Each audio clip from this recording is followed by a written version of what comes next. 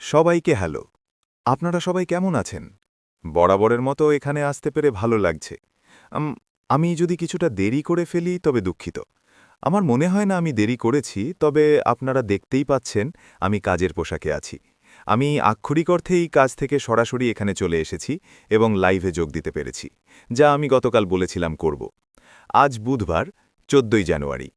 আশা করি আপনারা যেখানেই আছেন আপনাদের দিনটি ভালো কাটছে।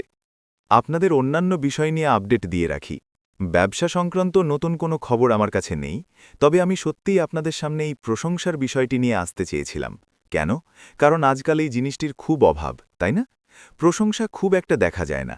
আর এটি এমন কিছু যা নিয়ে আমি আপনাদের সাথে কথা বলতে চাই এবং আসলে বেশ কিছু মানুষের প্রতি আমার কৃতজ্ঞতা প্রকাশ করতে চাই এবং এর পেছনের কারণগুলোও বলতে চাই।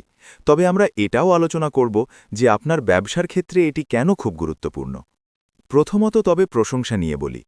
আমার ব্যক্তিগত দৃষ্টিকোণ থেকে এই মুহূর্তে বাইরে এমন অনেক মানুষ আছেন যাদের আমি সত্যিই প্রশংসা করি। আমি খুব বেশি নাম নেব না, তবে অবশ্যই আমার Facebook group success with Ash মুফারের অ্যাডমিন গ্রুপ।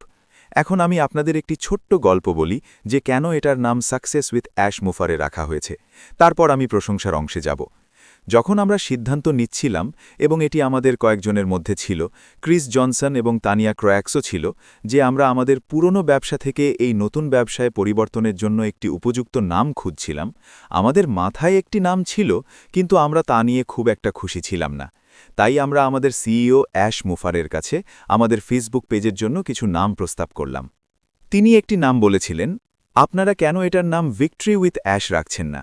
কিন্তু যেহেতু আমরা তখন সাকসেস উইথ অ্যাশ মুফারের নামটিতেই থাকতে চেয়েছিলাম, সম্ভবত সেটি ছিল ভবিষ্যতে এটি কি হতে যাচ্ছে সে সম্পর্কে আমাদের একটু ইশারা দেওয়ার একটি উপায়। তবে মজার ব্যাপার হল, তিনি আমাদের ফেসবুক পেজের নাম হিসেবে ভিক্টরি উইথ অ্যাশ প্রস্তাব করেছিলেন।